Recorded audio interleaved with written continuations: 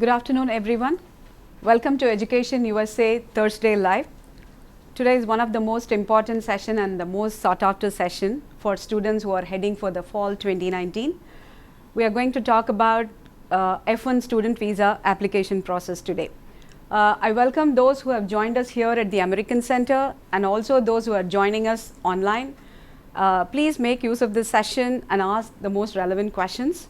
So the guest here today who's going to give the presentation is our Vice Consul from the US Consulate General, Chennai.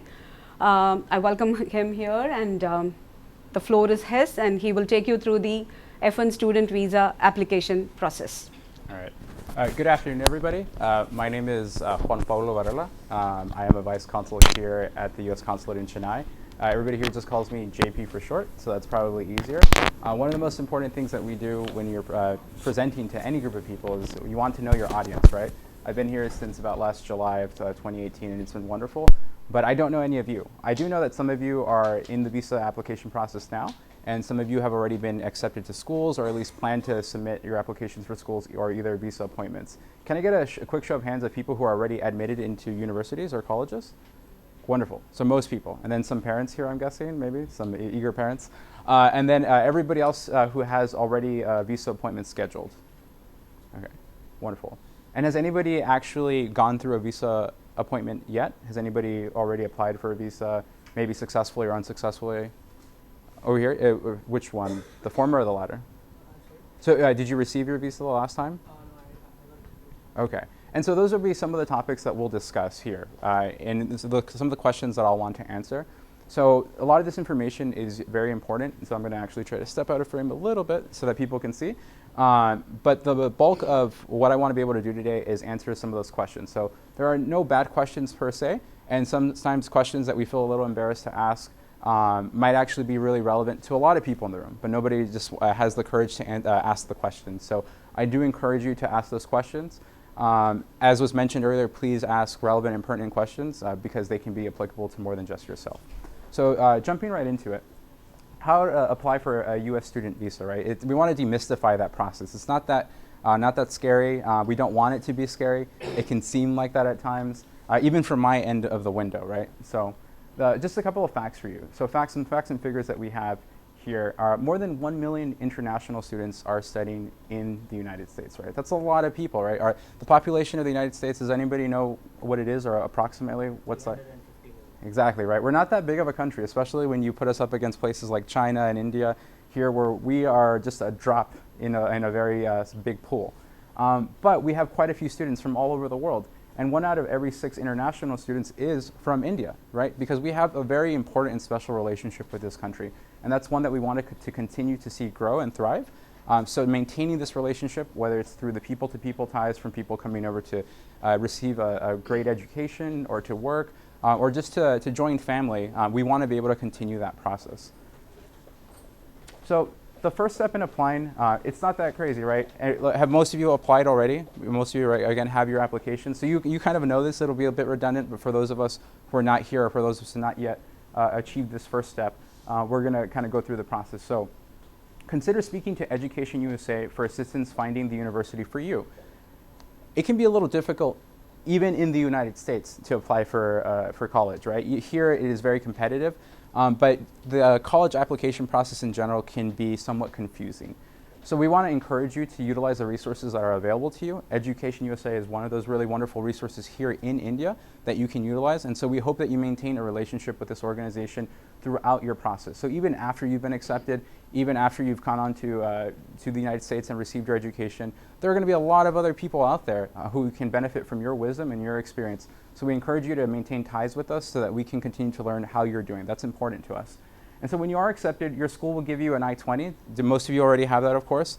And so that's kind of like, it feels kind of like a golden ticket, right? But not quite yet. And it's like half of a golden ticket where you're like, okay, I'm in. I've done like the heavy work. You guys have done well in school. You've applied yourself within your life, especially within your educational career. And so the next step is actually getting the visa so that you can travel to the United States to study. So the F1 visa is specific, of course, to each university. So how many of you applied to several universities? A couple of you? So does anybody have more than one active I-20? Couple? And that's okay. That's something that we'll address. Spoiler alert: it's not a bad thing to have more than one I-20, but we'll address that in the question section. So, when should I apply for my visa? Right, the sooner the better. Right, the early bird gets the worm sort of situation here, and that's not because we don't want to, of course, accommodate you as best as we can. But this is a huge country, right? There are a lot of people traveling in and out to not just the United States, but all over the world. And in terms of applications, it's not that we don't want to see you. Sometimes it's just capacity. We don't have the capacity to be able to actually see you on the days that line up with your schedule to get to the United States to start your education. So it's always better to sign up as quickly as possible to be ahead of the ball. And that's why many of you are here already, and that's why many of you are going to be attending some of those institutions in the United States, because you are the best of the best, you are elite, and you are going to do a wonderful job in your future. So continue that process, right? Always try to do as best as you can and plan ahead when you can. So you can't receive your visa more than 120 days before your report date, right? So then there's some math to break into. I was basically a social, cultural kind of anthropology major with a bunch of other weird, useless degrees, for myself at least. So math is not my strong suit, right? Not my bailiwick. But for you, hopefully, you'll be able to kind of hone in when the best dates for you to apply are. So you will not also be admitted into the US more than 30 days before your report date, right? So like I said, you want to plan ahead, you want to be there early, but you don't need to be there 2 months early, 3 months. It might sound wonderful. You're like, hey, I'm going to get some vacation time in. I'm going to see the place. But that 30 days is honestly more than enough. Some of us here in the Foreign Service, some of us officers, and so like some of the diplomatic corps here in India, we have maybe a number of days. They'll say, hey, you need to show up in Singapore tomorrow. And that's when you need to show up. Family and all, cats, dogs, everybody, right? So being able to be ahead, being able to kind of pack light, understand where you're going to be is very important, right? As you navigate your life, because a lot of you guys are going to be travelers for a while, right? Moving from one place to the other. So that's not a bad thing. So keep that in mind. And the visa application process. Where do you start? ustraveldocs.com/I/IN. So most of you probably know that better than I do. Right? I stumbled reading through it. I don't go to this website often, so you probably know this better than me. And then where to pay out your service fee. This one I am actually kind of a master navigator of, fmjfee.com. It's very, very important, and let me stress this beforehand, before we get to the questions. One of the things that tends to hold up an application process more often than not is an unpaid service fee, or because we are not able to review your case until all the boxes have been checked and all the I's and T's are dotted and crossed. So make sure that all of your fees have been paid. For those of you who may be working with an outside organization, for example, if you're sponsored or if you're traveling on a J visa, you're a researcher or something like that, and you're receiving funding from elsewhere, sometimes they'll say, hey, we got this, don't worry. Yeah, take it with a grain of salt, also be patient, but it's not bad to check in with them to make sure that you are actually receiving all the information that's necessary from them, and that every step of the process has been completed, because this is your future and this is your education. So it's not bad to be persistent and patient and also kind at the same time, right? Because these people want to see you succeed as well. So bring these mandatory documents to your interview.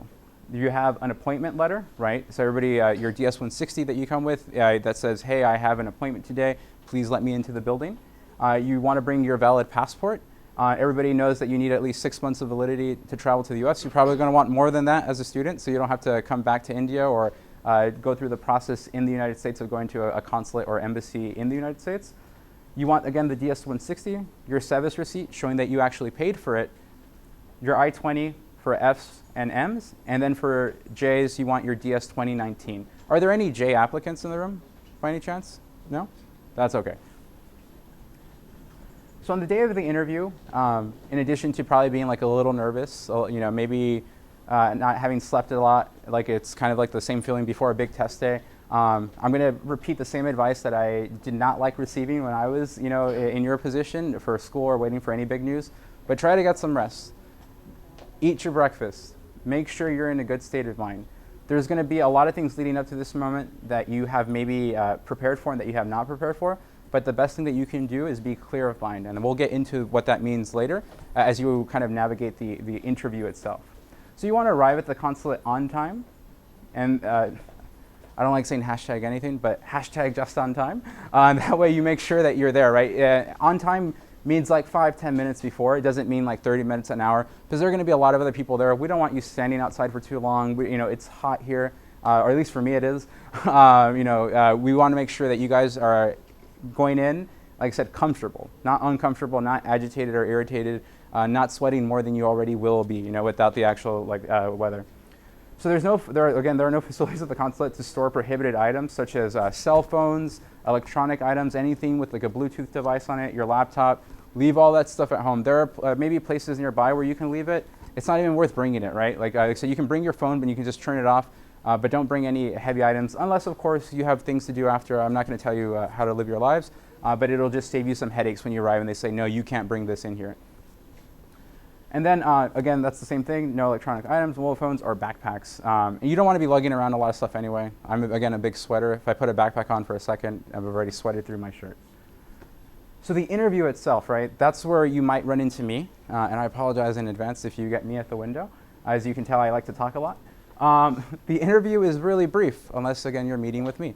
We want to make sure that you've crossed off and checked all the boxes on your end, and that we've crossed off and checked off all the boxes on our end. There's a very particular criteria for what a student visa or what a student needs in terms of their application process, and then what makes a successful F1 applicant, or M or J. And they're all different, right? So again, the officer might not look at your documents. The officer will ask you personal questions. Prepare yourself, right? That's why I'm saying you want to be in a right state of mind. There might be some questions that culturally may not be, you might not be used to, or they may not be things that you discuss. For example, finances are things that we're going to discuss. We might ask about your family background, where you're from, what your parents do for work. And so these are questions that automatically you may not know, right? Maybe your parents don't like to discuss this information. It's important for you to know these things because, again, we want you to, you're representing yourself, right? You're representing also, in a larger sense, of course, your family, your community when you're out there. And so it's important as we get to know you that who we know more than just who you are, but what your community is, right? We want to understand why you're here. Does it make sense is the question that we often ask ourselves when we have an applicant in front of ourselves. Does it make sense for them to be here, right? Does it make sense for them to go to the United States and receive an education? Why are they not studying here? Why are they not going to Singapore or Canada? These are the types of questions, right, or anywhere else, right, where you can receive a wonderful education. These are the questions that we might ask ourselves and that you might ask yourself as well before you get to us. So keep these things in mind. And this is the bottom line here, right?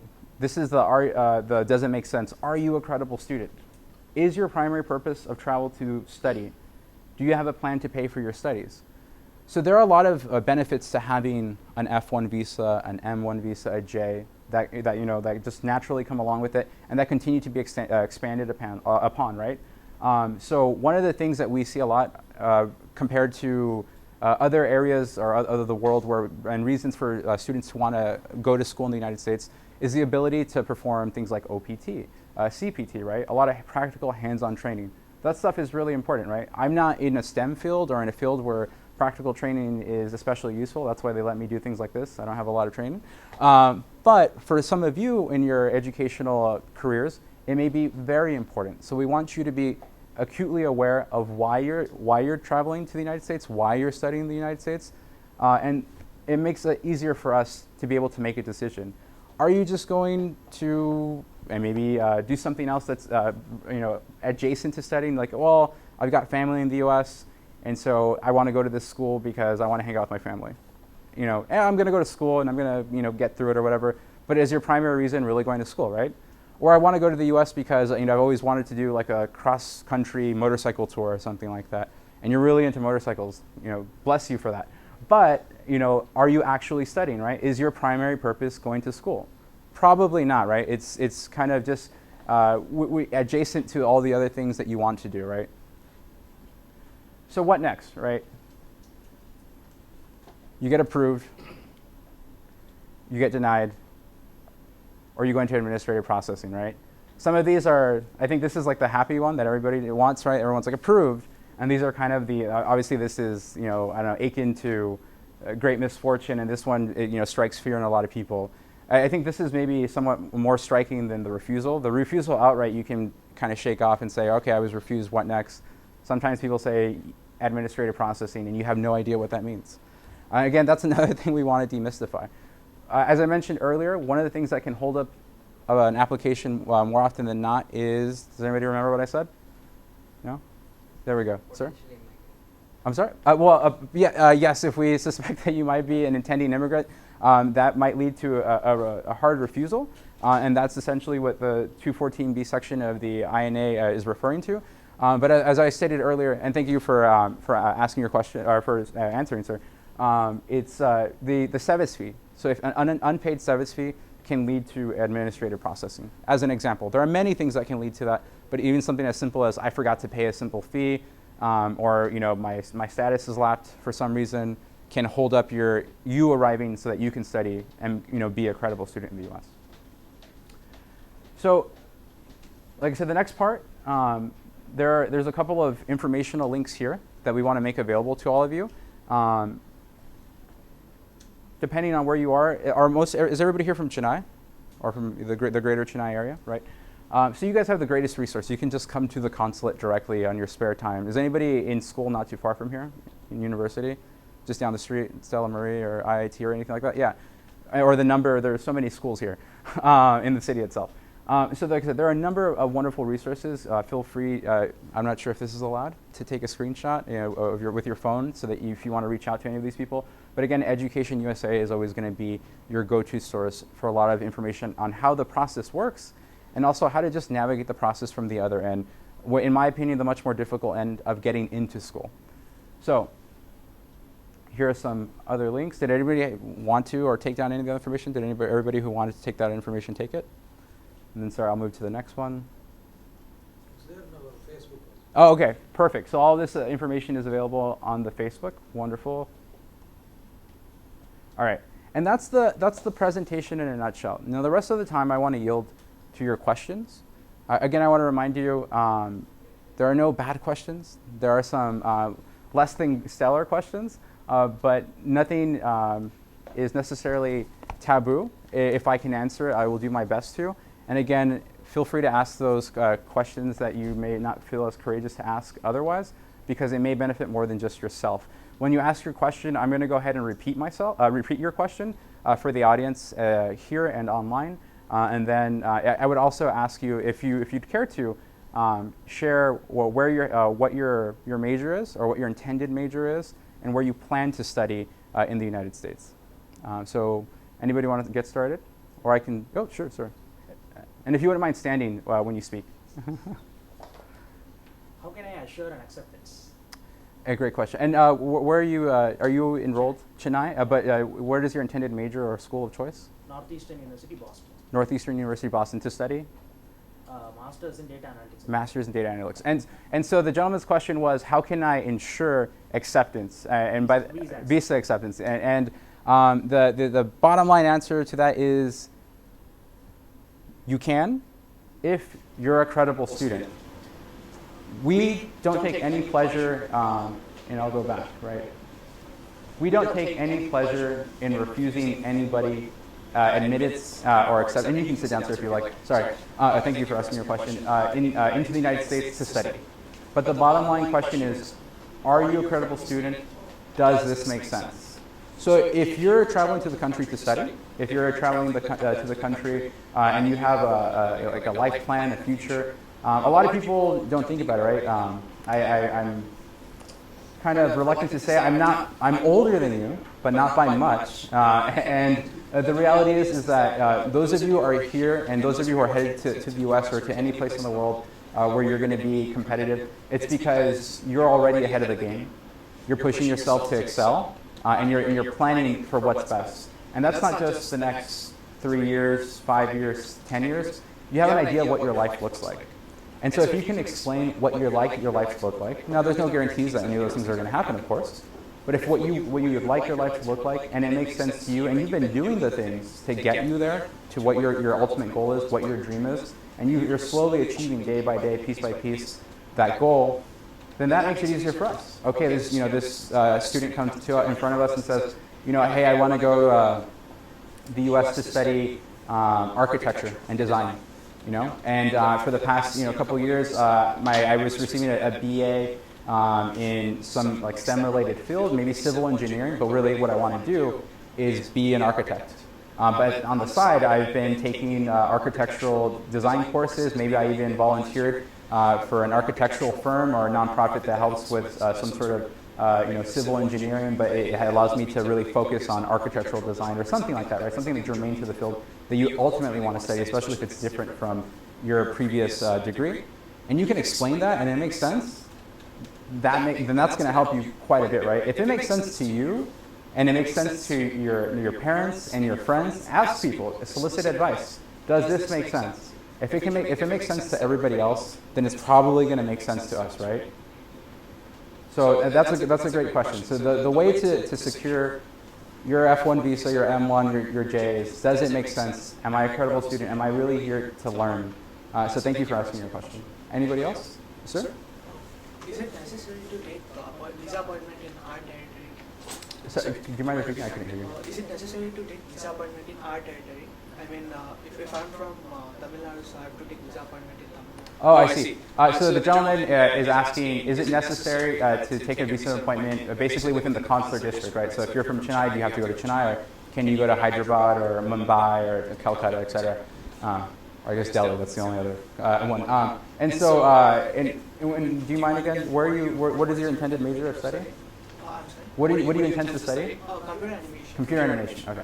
And so, thank you. So, no, the bottom line is no, you don't have to come to Chennai if you're a student in Chennai. So oftentimes, wait times will differ from post to post. And so if you need to get to a certain place by a certain date, and in Mumbai, bless them, if they're for some reason going faster than we are, then go to Mumbai, right? Again, does it make sense? So if you're from Chennai, born and bred, and you've never left Tamil Nadu, or you've never left the city limits, but now you're going all the way to Mumbai, Bombay for your visa appointment, does it make sense? So when you're there and the officer asks you, why are you here? You live across the street from the consulate.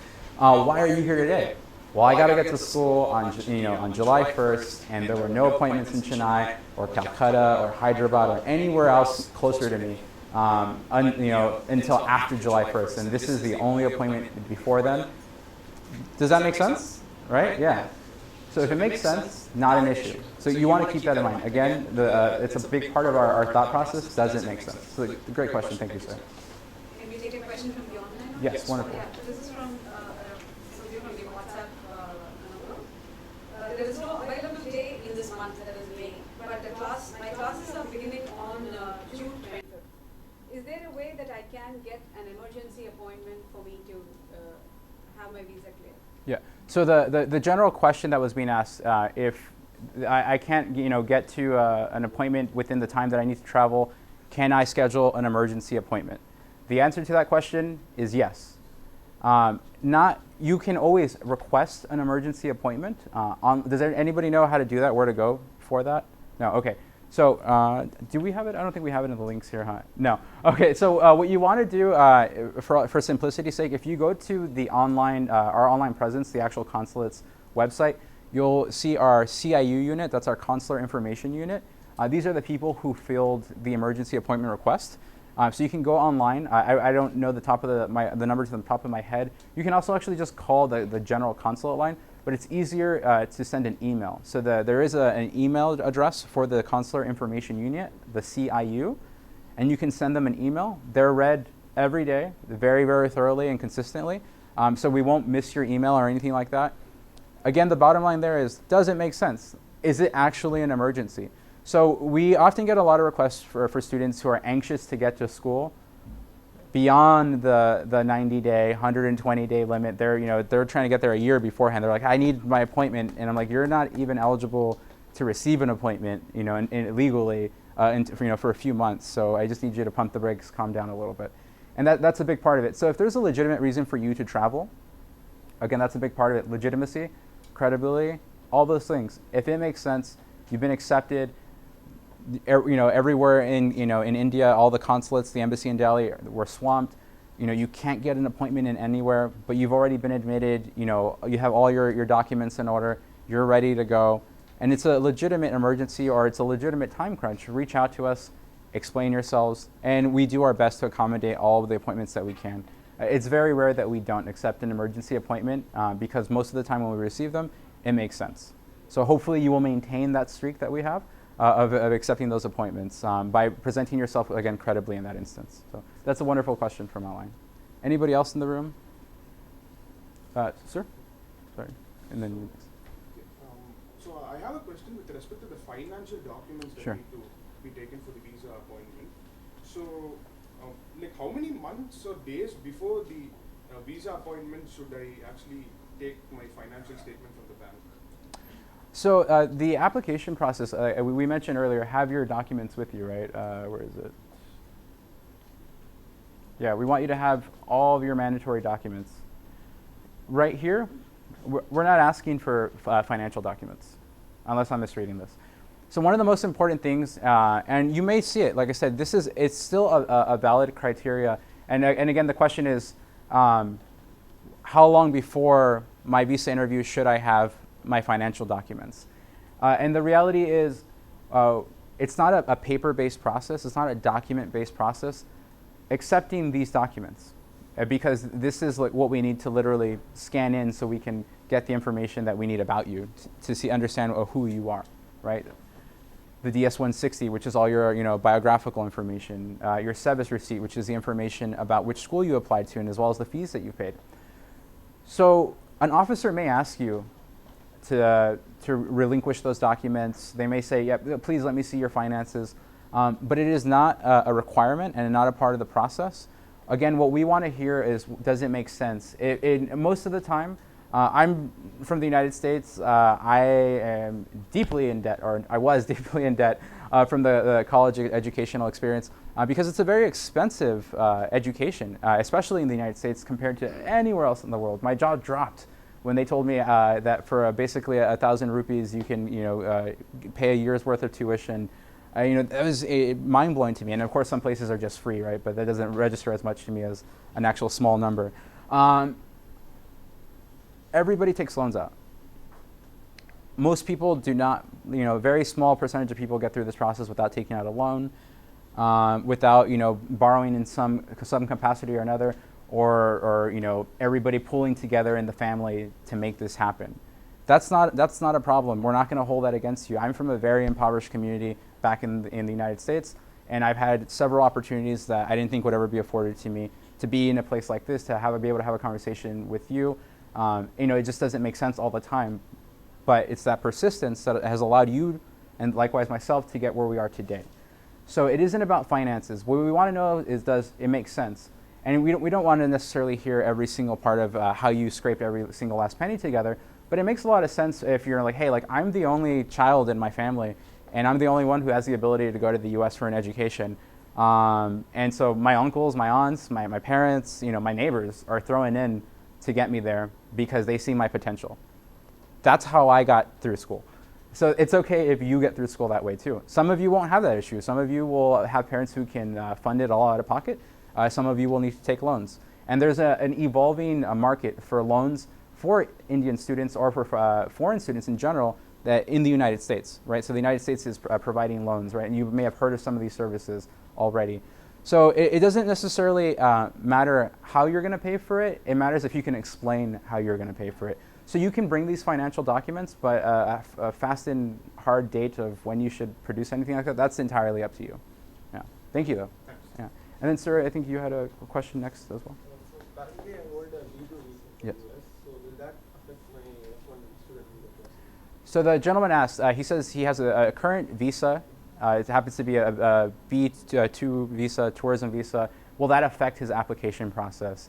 I'm happy to say, maybe not entirely for you, happy to say that it does not. So it doesn't give you a boost, it doesn't hurt you, and it doesn't help you to have a visa to the United States, because you might already have an F1 visa, and you might have had a master's degree or PhD education, and then you come back for another F1 visa for your 4th or 5th PhD, and the officer say, why do you need 5 PhDs at this point? What are you doing with your life? Your parents are probably asking you that too.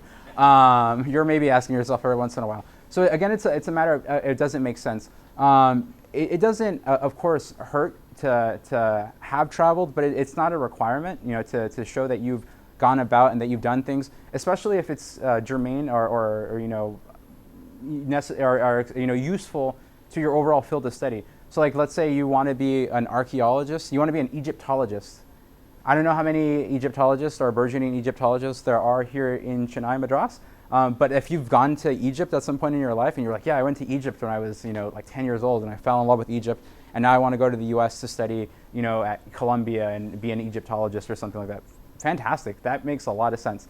Or, hey, I went to the United States when I was a little kid and I, was like driving through, Utah, and I went through a bunch of national parks, and now I want to be, some sort of geologist or something like that. Makes a lot of sense. It doesn't hurt to not have it. It doesn't help to have it. But if it's a part of the narrative that helps explain why you're a credible student and why you're traveling to the United States, then it's a good thing.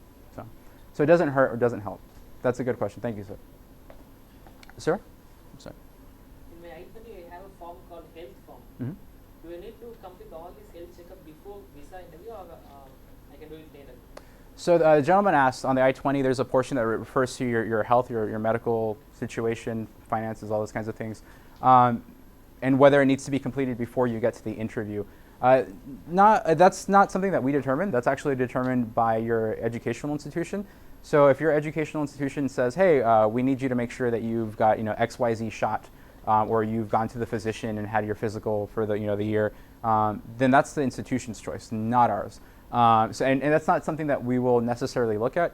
What we're looking at when we see that form is, one, what is your educational institution? What do you intend to study? That's why I asked, if you're going to ask a question, explain what you're going to study. What other schools that you may have applied to, what your finances are, what the breakdown is, and is anybody else going along with you? So if anybody, is anybody here actually traveling with a dependent spouse, or do they hope to travel with a dependent? And I don't mean that in a bad way. Okay. I know it's a younger group. Maybe in a couple of years, I don't know. But like I said, that's basically what we're looking at. We just want to understand who's in front of us and the basic facts of the case here, because we only have so much time to actually review it, which is why these forms are very important, right? You have your I-20 ready, you have your passport ready. When you walk up, you hand it to us, all those kinds of things. Like I said, all of these things to have handy, those are the things that the officers are more often than not going to ask for. So that's a good question, sir. Like I said, again, that's up to your educational institution. Any other questions from this other room, sir? So for my son, he has got 10 printed for B2 Mm-hmm. a couple of years back. Do I need to ask for 10 print again for the F1, or because it's a different visa? Sorry. Fingerprinting. Oh, the fingerprinting. Okay. So biometrics. So the question is, if I've already received a visa in the past and I've captured my biometrics, do I need to go and do my biometrics again? The answer is it depends. And most often than not, we're going to ask you to come in to do your biometrics again. If, at the very least, we're going to capture them on the day that you're in. So if you don't go to the visa application center, and you'll usually know, we'll ask you at that point in the application process, hey, please come on in to redo your biometrics. If you need to do them again, we'll tell you.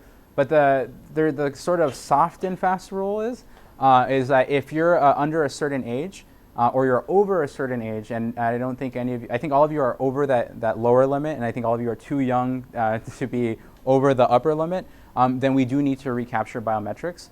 For younger travelers to the US, if you already have a B visa like this gentleman over here, you have typically a limited validity passport, a limited validity visa that'll only allow you to travel for X amount of years. Because you're a child and your face changes, every couple of days, and so we have kids who are coming over as babies, who are traveling with their parents on whatever visa class. We need them. Sometimes we'll just ask them to update the information whenever they come back in again, because the little baby that we saw as an infant who was a month old when they were traveling to the U.S. is now 6 months old and they look like an entirely different person, and we might ask for that. So. It really just depends, but biometrics are definitely the least of your worries, unless you've committed a crime and you're worried that we're going to catch your fingerprints. No, but that's a good question. Thank you, sir. Did you have a question here, sir? So first is how long, what will be the duration of the visa? Will it be till the term ends, or will it incorporate the additional OTP, the optional training period also? Will I get that in the visa? Yeah. Duration? So the question is, what is the visa validity of my F1, my M1, etc., how long will it be? Does it encompass my study time, or does it also include any potential OPT, CPT? The reality is it only encompasses the time that's granted on your I-20. So if your educational institution says we are a 1-year degree granting program or a 2-year, et cetera, that's how much visa validity will exist on your visa. If you need to do OPT, CPT, there will be an extension to that. When you're in the United States, that's an entirely different process that the U.S. State Department is not in charge of. But our colleagues and counterparts in DHS and USCIS will be more helpful to you once you're stateside. That'll allow you to extend your petition. So when you have your F1 visa, you'll seek out petitions that allow you to stay longer in the United States and to explicitly work. So it's an entirely different process. So when you get your F1, it only includes the time that the institution that you've applied to expects you to, in a timely manner, complete your degree. Any time that you use for CPT, for interning, for OPT, for practical experience outside of the classroom after you've graduated, that is not calculated within it. But that doesn't mean that you can't stay for longer. Like I said, it's not as complicated as a process as it seems. Once you begin the process, you're just basically asking, hey, can I stay for longer? The school says I can stay for longer. I'm working at this, or I'm interning, or getting practical experience at this place. They're asking if I can stay for longer, and then the government usually says yes if it makes sense, right? So thank you for your question. Yeah, one more. Sure. The visa that we are granted, is it a multiple entry visa, as in we can visit India back and then go back? Yes. So the question is my visa a multiple entry visa? And the question is yes. I'm a little worried that this information is not as readily available to you, and that's something on our part that we wanted to demystify that process. So if you get a visa, an F1 visa, M1, whatever kind of visa you get, unless it says otherwise that it's a single entry visa, like let's say you're going over for business for like a 2-week experience, for educational training by your company, you work for Boeing or something like that. Then that's what your visa will say, single entry, you can stay there for 2 weeks, that's it. But in all instances, most visas are multiple entry for X amount of years, depending on the visa category. So the best way to find out about that is if you go to travel.state.gov, there's a list of what all the visas that are available to you are based on your country of origin, in this case India, and then you'll look at what the visa validity is. And typically that's set by reciprocity. So however long India will allow students to come to from the US into India, and vice versa for anything, is what the United States allows you in turn as an Indian citizen to then go to the United States. So that's a big part of, again, maintaining that healthy, strong relationship. Take a question from online. Sure. This is from our YouTube viewer, T. Murli Prasad. His question is, can parents apply for a visit visa to travel along with a freshman student? What are the chances of the visa application being accepted? Okay, that's a great question. So I've been accepted or I have not been accepted. Can my parents come along with me? Do you want your parents there? No, I'm joking. In the US, we're ready to leave. We don't want to see our parents again until like our laundry is molded, and then we'll make the the 6-hour drive back home. But no, can my parents come with you? The answer is yes. Of course they can. They can apply. Like any other visa class, does it make sense for us to be there? And can we facilitate our travel? Are we going to move in with you into your freshman bunk or anything like that? That's what we're asking ourselves. Are these parents going to drop everything and go move into that freshman bunk with their son or daughter? Probably not. Like I said, it all just depends on what your circumstances are. And of course, some people want their parents there, or anybody. You're moving to a new country for the first time. Maybe it's the first time you've traveled, and that may not be the case for your parents. They might be world travelers, and they were just like, we're never taking the kids with us because that's messy. And you go, and they're going to help you move into the place. Fine, not a problem. But again, the core and base of the question is, does this make sense? So yes, your parents can certainly accompany you if you would like that. And even if you would not like that, they're welcome to accompany you if they're eligible for the visa that they're applying for. Any other questions from online or the room? Miss, yes? Actually, in I-20, the funds totally have shown, it says this is my personal funds, but actually what the document I have sent to them is a part is of loan and a part is my personal funds. So will that make any problem in my visa? So the question is, on my I-20, it shows that under my personal funds, there's actually a portion of it that is constituted by loans. Well, no. Sometimes the institution will make the distinction between a loan and any kind of personal income that you have. The officer does not necessarily. It all just depends, again, on what the makeup of it is. Again, in my case, having a loan, and I think in the bank's case, or whoever loaned you that money, that's your money now until you pay it back to them, and then it's their money, right? So it's somebody else's money, but it's yours for now. Your interest rates may vary. But otherwise, again, you want to make sure that if it looks odd, which typically it does not look odd, you can always just explain that to the officer. If the officer says, you've got $100,000, where did you get $100,000 from, right? Is your family doing very well? And if it doesn't necessarily connect from A to B, like, well, my family doesn't make that much money, but this is actually a loan. Okay, fair. We all had loans. Even the people who went to the best institutions get loans and things like that. So, or the worst institutions get loans, right? And there's no better or worse, but you know what I mean? So some schools are built on funding their students' progress entirely, and some are not. So again, it just varies depending on your situation. And the best thing that you can do is be able to explain yourself if asked. So if asked, why do you have $1 million in your bank account? You're like, well, I took out $1 million loan, and then we're going to say bless you because if you're going to have fun time with that interest rate. But no, so as long as you can explain anything that's on there reasonably, logically, credibly, then that's not an issue. Thank you. Any other questions from any ladies in the room? Yes, thank you, Miss. So I would like to know more about the administrative processing.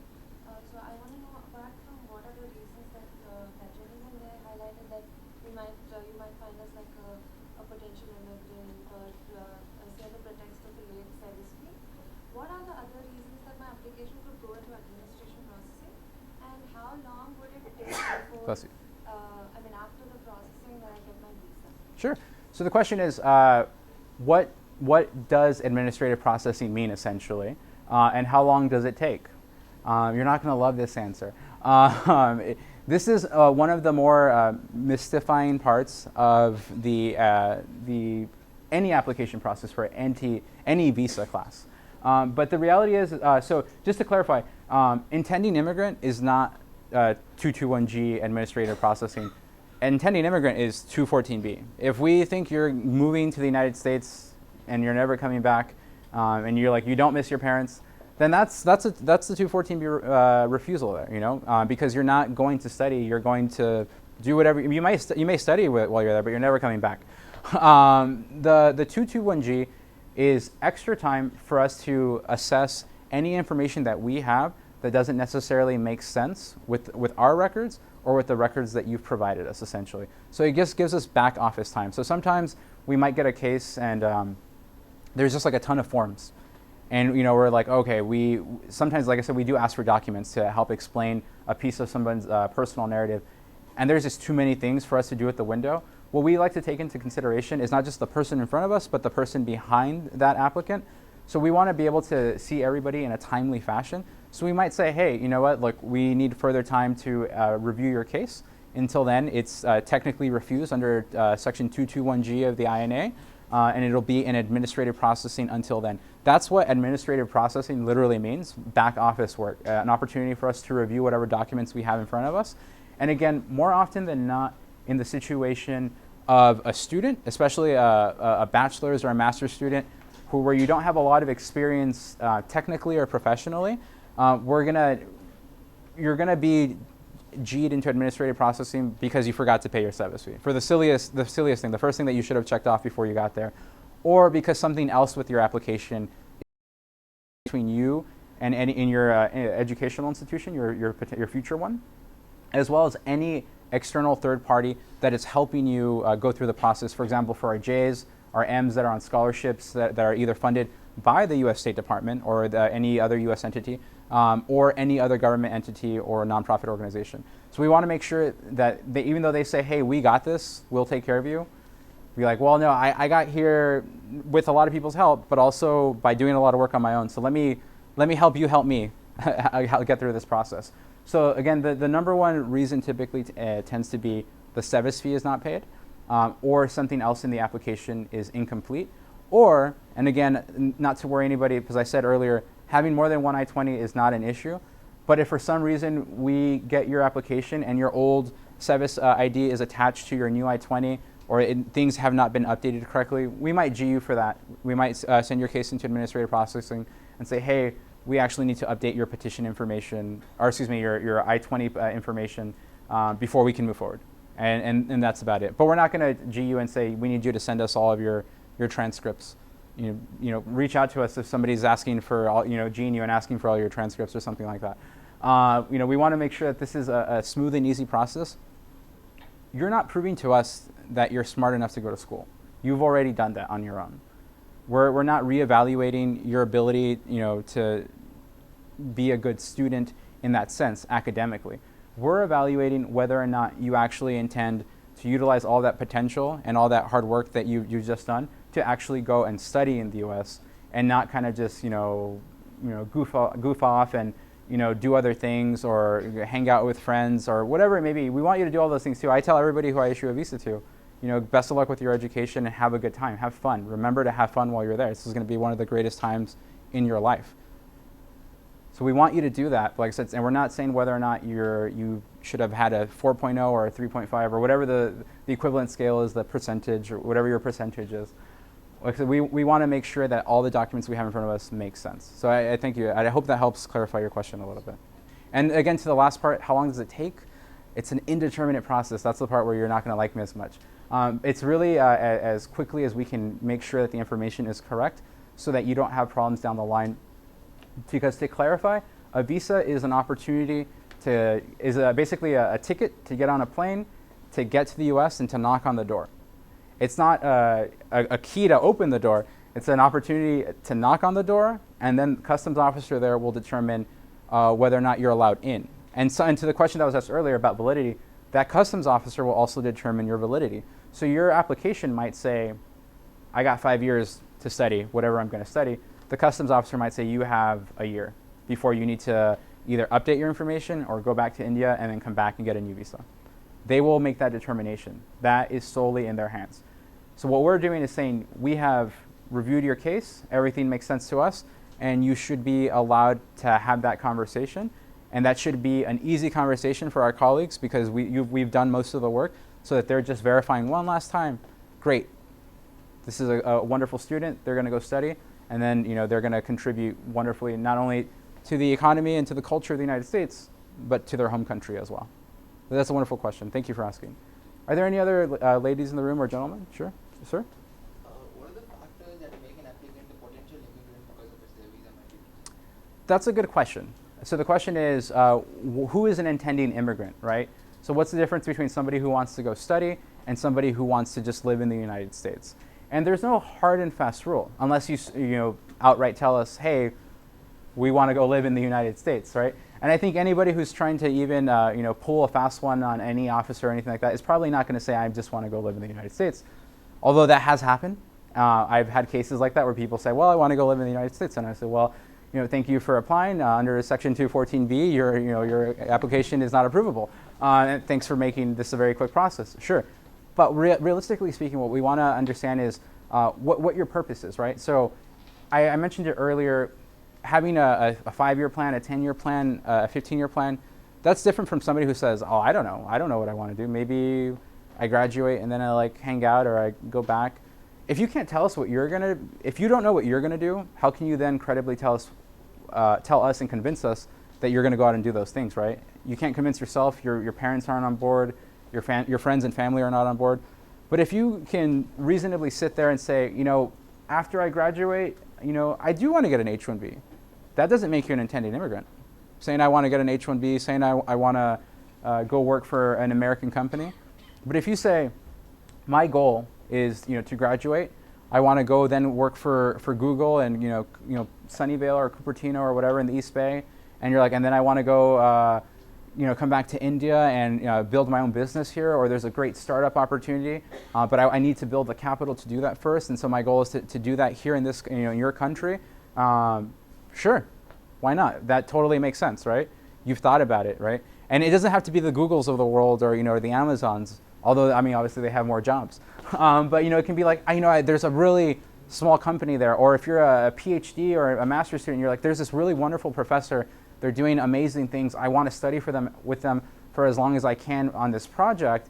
And then ultimately what I want to do is then maybe take my work back either to India or to Kazakhstan or wherever, and you're like, and I want to explore that. I'm a sociology major, and I'm getting my master's degree in sociology. I want to be able to take that back to Africa and do sociological work there. If that makes sense, and you can tell us what you're doing, then you're probably not an intending immigrant, right? You have at least a 5-10 year plan that makes a lot of sense. Again, ask your friends, run it by your parents. Does this sound like it makes sense? Or are you telling me, I don't know what I want to do. I think I want to get a job after college and kind of see where that takes me. Or I want to go. I want to like hang out and go on a cross country vacation after I graduate. That sounds awesome. I did stuff like that. But does it tell me that you have any plans beyond that? No.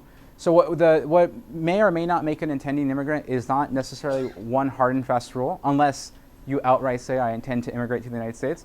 But whether or not your story and what your plans are for the future makes sense. Because if you don't know what you want to do, then the presupposition may be they may just stay here, right? They may never come back. If they don't know what they want to do now, and they want to go study in the U.S., what's to stop them from coming back, right?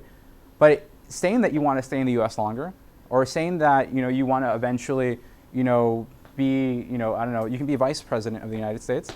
You can't be president, but you can be vice president of the United States, or you can be Speaker of the House. That's not an ineligibility. We're not going to say you're an intending immigrant per se, right?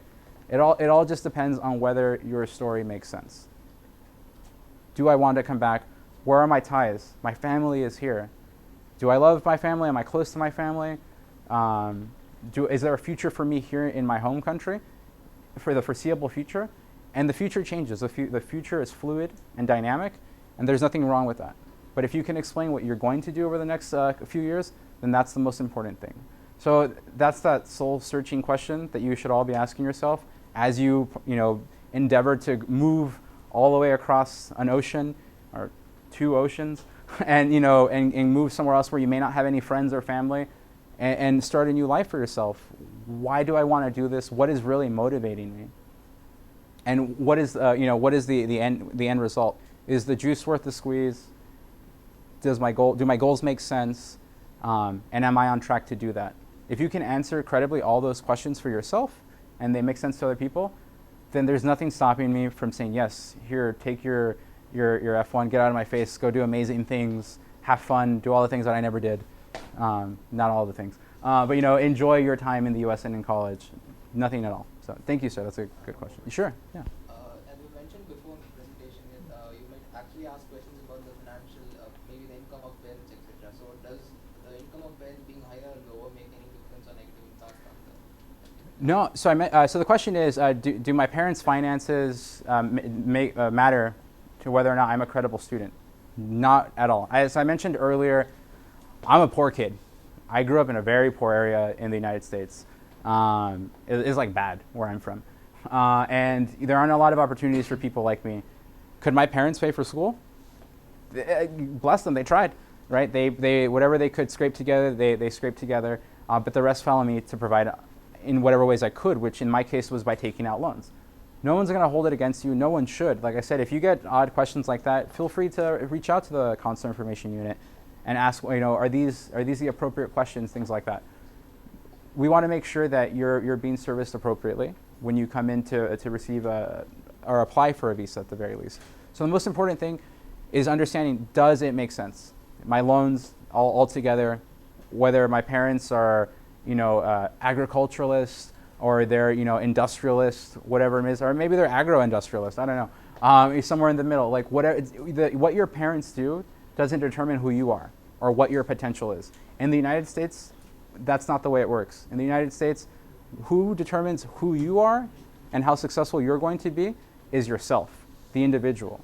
So we're not going to hold against you what school you went to, what city or town you were from, what your parents did for work. None of that matters to us. What matters is your motivation and your own potential. Look at the history of the United States and our most successful people. over the past 200 plus years. And it's not always the people who grew up with everything provided to them. It's the people who provided for themselves and who worked hard. So none of that matters. How much money your parents make, how much money they don't make. What matters is, does it make sense? Can I pay for it in some way or another? Because if your parents are broke and you got into Harvard and for some reason Harvard's not going to pay for you to go to school there because whatever, it's in this alternative universe, everyone and your cousins are going to scrape all the money together to get you to Harvard, right? Probably. And you'll take out whatever loans you need to get there, right? And of course we're talking about extremes. But that applies to any educational institution that you want to apply to. Does it make sense? Does me being there make sense? How am I going to get there? Does that make sense? Does it all make sense? It's almost like a math problem, which I'm really bad at. So don't ask me necessarily for the perfect answer. But like I said, you have to be able to sit down with yourself and articulate in your own head, in your own words, and to your own friends and family, does this make sense altogether? Because then yes. So I hope that was helpful. Yeah. Thank you, sir. I have a question. Sure. This is oftentimes asked by students to us. Suppose they schedule an appointment both for the temperating and the interview. Mm-hmm. They have completed their temperating, but can they reschedule their interview appointment alone to an earlier date or a later date? Okay, so you've. I think the question is, I've scheduled an appointment. I'm really anxious. I want to have my appointment now, or you know what? I got something going on that day. Can I actually push it to later? So bottom line, can I reschedule my appointment? The answer is yes. We prefer that you reach out to us and try to reschedule that with us as best as possible.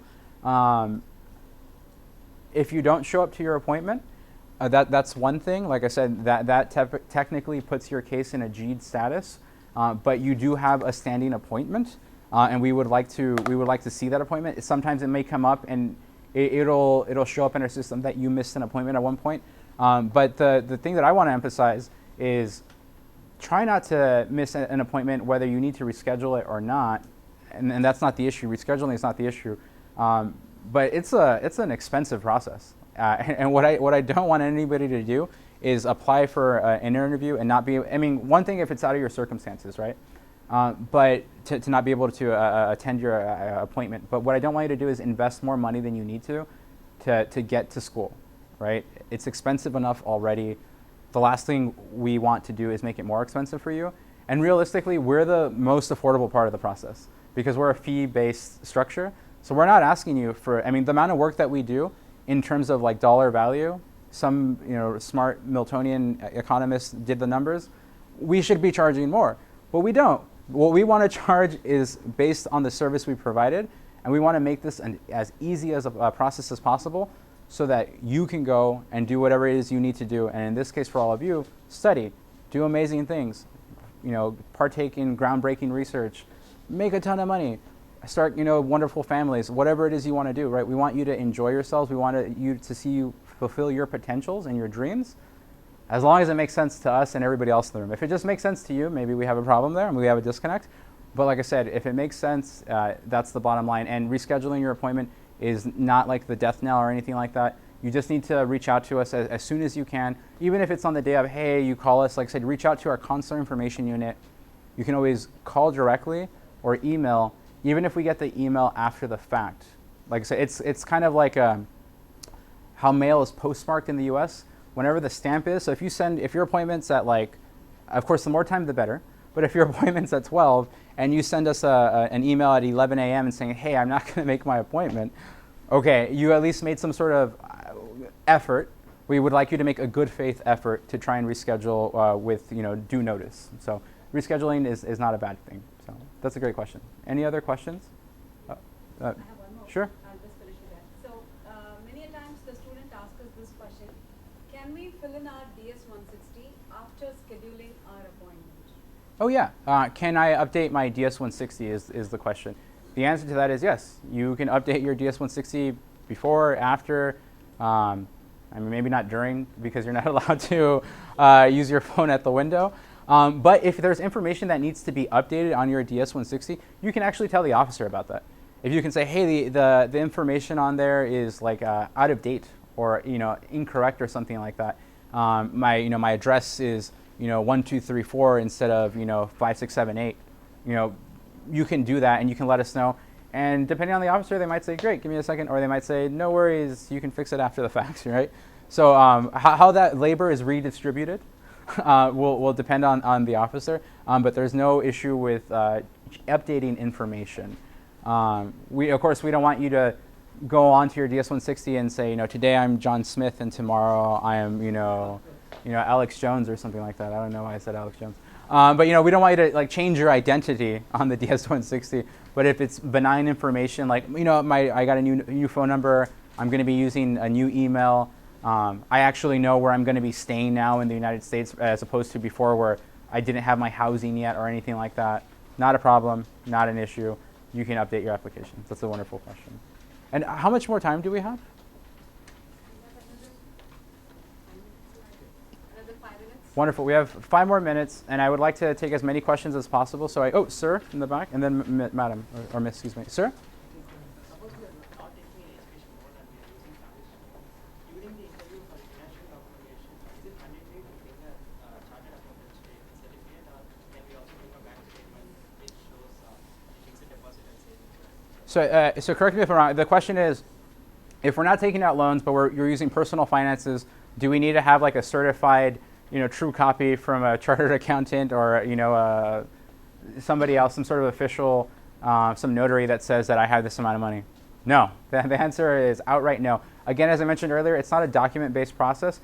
Feel free to pay however many rupee you want to pay. I usually it's like 10, 25 rupee for that that certified true copy that we see all the time.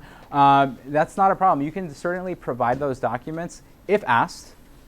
Don't just shove them under the window. If the officer asks you, hey, do you have this, and you happen to have them, not a problem. But what we really want to emphasize that the only documents you need are these mandatory ones. The rest is all about whether or not you can explain it. So that's why I'm saying it can be the visa process can be uncomfortable. We might ask you questions that you're not used to being asked, these personal questions. So ask your parents beforehand. If you've got an accountant, right, ask your accountant, hey, how much money do I actually have in my account today? Whatever it is you need to do to get the pertinent information that may be asked of you, please do have that information on hand. If it's evidence that you feel you need evidentiary support in lieu of making your argument, so if you feel like you need that information, you're welcome to bring it, but we certainly are not going to require you to have it. So you don't need a notarized copy. You don't need a doctor's note or a note from your accountant or anything like that. We just want to make sure that when you explain to us where you're getting your money from and how you're paying for it, that it makes sense. I hope that helps. Yeah. And then, Miss, you had a question over here? Yeah, oh, sorry. questions. Can I start my visa application before I get my I-20 and then schedule my appointments? And my second question is, I know a couple of people who have residence visas in other countries Yeah. who move back and forth between India and the other country. Sure. Can they apply for the visa interview in the other country? Yeah. Okay, so there were 2 questions there. And I'm going to try to find, here we go. Wait, that's not the one.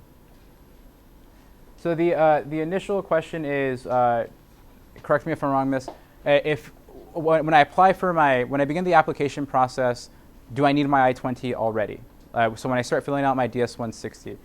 Yeah, it is important for you to have, and there's a list of documents. So I just want to put it back up on the screen for everybody else.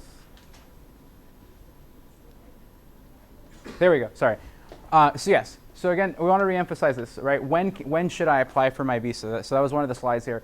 So you can't receive your visa more than 120 days before your report date, and you will not be admitted into the U.S. more than 30 days before your report date. So when can I then begin the application process? So it is extremely helpful to have the I-20 and to have the admit before you begin your application process, because it is necessary in the sense that we need to understand which visa you're applying for. So you'll have to, when you fill out your DS-160, you're also filling out information regarding your I-20 information, which will be provided by the institution. So I believe that's the first part of your question. And the second part is, when can I apply if I'm assuming, do you hold residence in another country? Not currently, but I know a couple of people who do. Okay.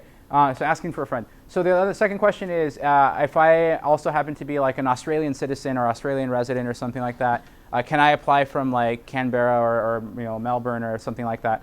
Yeah, if there is a U.S. consulate there, and you want to set up your appointment there, you can certainly do that. It was asked earlier, can I apply? I mean, being in Chennai and then going to Mumbai is basically like going to another country. So what you want to do is make sure that as long as you can explain why you're in Melbourne or Sydney at the time or wherever you are in that post, and it's as simple as I am a resident here or I have family here and I spend X amount of, if you want to go into that much detail, I spend a lot of time here, so this is when my appointment made sense. So I signed up for my appointment today. So again, I probably sound like a broken record, but if you can explain yourself and does the story make sense? Does the bottom line make sense? Then there's no issue with that. And just from a typical procedural standpoint, there's no harm with making an appointment at a different post or a post outside of your actual home country, if it makes sense. Like if you have a visa to go study in Paris or in France, right, for a year, and you're there and you're like, I want to go to the embassy in Paris for my for my F1 application to then continue my studies in the U.S., then yeah, that's what you would do, right? You're not going to fly or you shouldn't, I hope not, fly all the way back to India unless you really want to get there and the earliest appointment is back here in Chennai. And that's up to you, of course. I'm not telling you to do that at all. But you can definitely sign up for an appointment wherever is most convenient for you. That's the whole purpose of the consulates abroad. In addition to, of course, serving our Americans who come through, is to be able to serve non-immigrants and immigrants wherever we may receive them. So that's a good question. One last question from the online audience. Sure. From YouTube, Vignesh Shivarajan is asking this question. I completed my high school in 2017, but due to financial problems, I have taken time to save money for the past 2 years. Sure. Does this have any negative impact on my visa processing? So the question is, I've completed school, I'm ready to go, but I don't have the finances for it. Now, I decided to take some time to actually accumulate that money by taking on a job. Parents got sick, whatever it may be, but I couldn't go straight to school. Is that going to be held against me, essentially? The answer is no. But does it make sense? So, if you were, to the gentleman's question from online, it 100% makes sense to me if you come to me and you say, hey, I graduated in 2017, and I took on a job because I was matched with a certain company, and I didn't quite have the money yet, and I've been working for them for the past year and a half. And in that year and a half, in fact, I realized that I do want to get a master's degree because this field really stands out to me. Or I started specializing in some sort of other subsector within the particular industry that I'm in, and I think this field can really help me stand apart from my peers or colleagues. Or I just really, really want to study this one thing, and I've been able to actually do it practically for the past couple of years. So to have the degree to allow me to rise above my peers in this particular sense will be really useful to me, 100%. Or hey, my parents got sick, someone needed to stay home and provide for them. Now I can go back. That's not an issue either. Again, personally, I didn't go straight into school because it was more financially feasible to take classes in the context of the U.S. at a community college, right? As a high school student, I took lots of classes there, so I could go in at a further along in the process and start off as like a junior, as opposed to a freshman. If it makes sense and you can articulate why you're making these life choices, then that's not going to be held against you. Again, if you come across a situation where it feels uncomfortable, or where you feel like maybe you did not articulate yourself well enough, or the story didn't make as much sense, or maybe you did articulate yourself as best as you could, and you still weren't able to resonate or explain yourself to the officer, we'd like to hear about that. There's nothing wrong, again, with reaching out to us and saying, I had this experience. We want to know about this. But no one should be, and this visa process itself does not bias itself or prejudice itself against anybody who couldn't afford to outright, who needs to take a loan, whose parents are very wealthy or not wealthy, or don't have the income or background, whether your parents went to college or your parents were born in a certain city or they work in a certain job. We don't care about any of that. That's not the way the United States works. Again, the United States works on your own individual merit and what you can do for yourself. And of course, but as an individual, you get there with the help of a lot of people. So right, out of many, one is one of the mottos of the United States is, e pluribus unum, out of many, one. So we are, individuals, but we are a collective of individuals, and we do not get there on our own. So you may have help along the way, and your path will differ from the person sitting right next to you here today. But we want you to remember that all of those things, where you came from, how much money you have, do not matter. Now, what we want to know is, does your story make sense? Are you a credible student? And if you can explain that to us, then again, there's nothing stopping me from handing you, that paper slip that says your visa is approved, because that makes me extremely happy to do that, to be able to help you along in your career. We want to be able to continue to facilitate that strong relationship between the U.S. and India that has existed for decades, through the people-to-people ties that continue to strengthen it. And so you guys are the future of that relationship, and we hope that you will keep that in mind as you continue to apply for schools and think of the United States as the #1 place to study, hopefully, and continue that great tradition. So I thank you for your time. I think that was the last question. Sure, sir. Yeah, I mean, if my student visa gets declined for some reason, Sure. and after how many days can I reapply? And by the time of reapplying, what if my classes already begin? What should I do in such cases? That's a great question. I'm surprised nobody answered it. The question is, can I reapply after being refused a visa? And what if my classes also already started and I need to go now? Yes, absolutely. There's no waiting time in between applying for scheduling a new appointment. As soon as you walk out, and you can start scheduling it on your phone if that's what you choose to do. Each interview is distinct of one another, but what we want to see is there any growth? Is there anything different between your appointment yesterday and your appointment tomorrow or whenever it occurs? If there's any change, maybe you were really nervous that day, right? It was the big day before the exam kind of situation, your gut's all out of order, and you just couldn't articulate yourself, you couldn't speak, you were sweating too much, and it was whatever it is. If there's something different, that's your day. But I'm not saying it's a lottery. It's about being able to articulate whether or not it makes sense. And maybe that day you couldn't explain yourself correctly, or you just froze up, or you just didn't even show up.